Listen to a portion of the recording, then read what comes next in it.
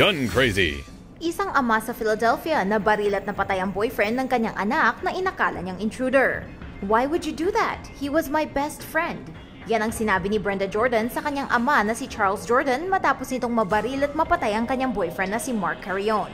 Inakala kasi ni Charles na si Carrion ay isang intruder. Si Carrion, 32, ay hinatid ang 20-year-old na si Brenda pauwi mula sa kanyang trabaho sa 7-Eleven Lunes ng gabi. Kasama ni Brenda na nakatira sa isang apartment sa Home Circle Housing Complex sa Axe Factory Road ang kanyang ama. Wala si Brenda sa kanyang kwarto sa oras ng shooting, 11:30 ng gabi. Si Carrion, na may 3 anak, ay inakyat ang second floor na kwarto ni Brenda mula sa isang nakabukas na bintana.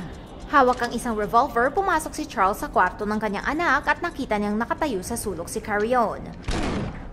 Sinabi ni Charles sa 911 dispatch na si Carrion ay isang intruder at nagkaroon sila ng struggle bago nangyari ang shooting.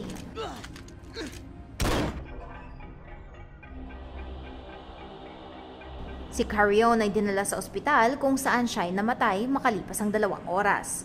Sinurrender na ni Charles Jordan ang kanyang license na baril at siya ay nakikipag-koopera sa investigasyon. Wala pang kasong naisasampa laban sa kanya.